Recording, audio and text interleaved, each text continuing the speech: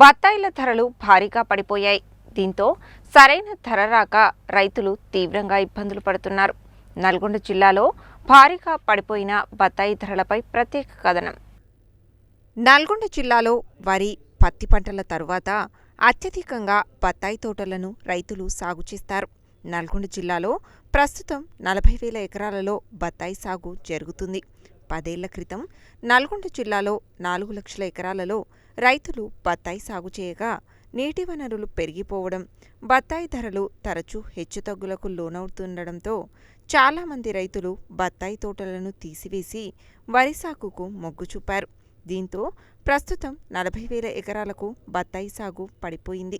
ప్రస్తుతం బత్తాయి కాయలను తోటల వద్ద టన్నుకు 10,000 నుండి 15,000కు మించి వ్యాపారులు కొనుగోలు చేయడం లేదు. ఎండాకాలంలో దిగుబడి వచ్చే కత్తెర సీజన్ పంటకు ఈ ఏడాది గరిష్టంగా టన్నుకు 40,000 ధర పలికి కొద్ది రోజులు కొనసాగిన అనంతరం టన్నుకు 20,000కు పడిపోయి నిలకడగా ఉండేది. కత్తెర సీజన్లో గతంలో టన్ను ధర 40,000 నుండి 50,000 వరకు స్థిరంగా ఉండేది. కత్తెర పంటకు మంచి ధర వచ్చి సీజన్ పంటకు సరైన దిగుబడి, సరైన ధర లేనప్పటికీ రైతులకు ఇబ్బంది ఉండేది కాదు.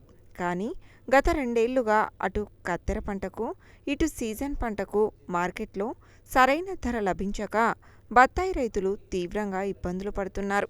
ప్రస్తుతం సీజన్ పంటలో టన్నుకు 10 నుండి 15,000 వరకు మాత్రమే ధర పలుకుతుండడంతో అదే ధరకు అమ్మితే పెట్టుబడి కూడా వచ్చే అవకాశం లేదని రైతులు అంటున్నారు.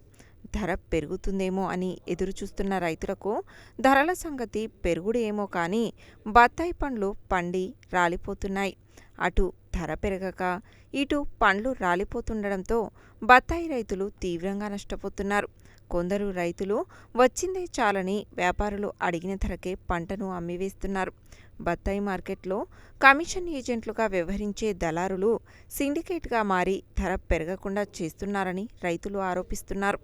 మార్కెట్లోకి బత్తాయి పంట తక్కువగా వచ్చిన సమయంలో ధరను పెంచడం, పంట ఎక్కువ వస్తే ధరలు తగ్గించడం వంటి మోసాలకు పాల్పడుతున్నారని రైతులు ఆరోపిస్తున్నారు. రైతుల మాట ఇలా ఉంటే వ్యాపారుల మాట మరోలా ఉంది. నల్గొండ జిల్లా నుండి బత్తాయి పండ్లను ఎక్కువగా ఉత్తరాది రాష్ట్రాలకు ఎగుమతి చేస్తారు. అయితే ఢిల్లీ, ఉత్తరప్రదేశ్, రాజస్థాన్, ఉత్తరాఖండ్ తదితర రాష్ట్రాలలో గత 2 నెలలుగా భారీ వర్షాలు కురుస్తుండడంతో మార్కెట్లో పంటను దిగుమతి చేసుకునే పరిస్థితి లేక లారీలు రోజుల తరబడి మార్కెట్లో నిలిచిపోవడం వల్లే కొనుగోళ్లు, అమ్మకాలు లేక ధరలు పెరగడం లేదని వ్యాపారులు చెబుతున్నారు.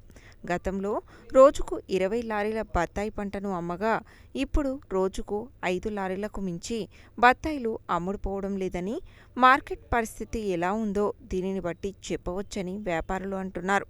ఏది ఏమైనప్పటికీ ఆరుకాలం శ్రమించి పండించిన పంటకు సరైన ధర రాకపోవడంతో రైతులు ఆవేదన వ్యక్తం చేస్తున్నారు.